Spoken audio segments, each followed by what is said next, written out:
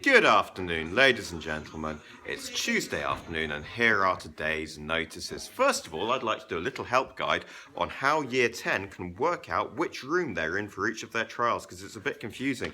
So I've got Chelsea with me and she's wondering where her trials are going to be. So we're going to come over here to the trials timetable, and apparently the email I sent to students yesterday didn't work, so I will get a new email out to students, but they are up all over the school.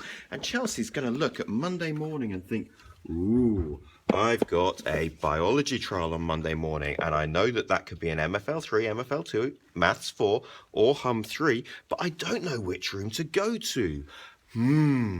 Difficult. But then Chelsea's going to have a brainwave. She's going to turn to the copy of the timetable that I gave her this morning. She's got it in her hand, and this timetable has her classes on it. So if she goes to biology, down there, it says, you can't quite see it, it says 10x1 biology. And if we come back to the timetable, we can see that 10x1 are where, Chelsea? MFL 3. Perfect. That means that Chelsea will be in MFL 3 for her biology exam. It does not mean that Chelsea will be in MFL 3 for all of Chelsea's exams. Chelsea, do you take history? Yeah. Where's your history exam going to be? He's having a little look, cross-referencing one thing with another. She's got spectators as well. Check this out. Where's it going to be? Ouch. Come on, Chelsea. Go, Chelsea. Go, Chelsea. Go, Chelsea. Go, Chelsea. History's the blue one. Yeah, in MFL 3. Oh, find an exam in a different room. What have you got for English? You got to prove that you're not always in the same room. Otherwise, people are just going to go and hang out in a room and expect to have exams there. Oh, the tension's rising. English is red. It's on Tuesday morning. I'm still in MFL. Oh, come on.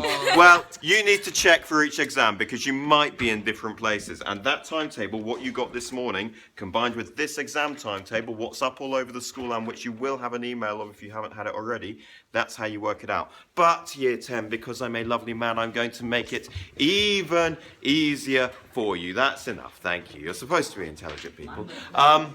I'm going to make it even easier for you because what I'm going to say is, Year 10, whenever you have an exam, 10 minutes before the start time of that exam, you are going to join me in the Milton Fawcett Common Room, and I'm going to make sure everybody's there and tell you where to go.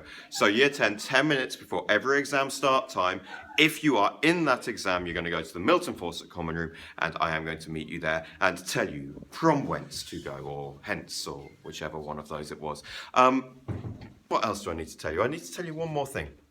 It's kind of two things. Number one, thank you ever so much. That's service. You can do that one if you like, Adele.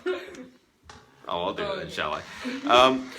I'm going to tell you that number one, most of you have got this already, but really, you need to be working really hard right now. I don't want to be walking into lessons and seeing people slacking. I'm not seeing very many, but I've got a couple of reports.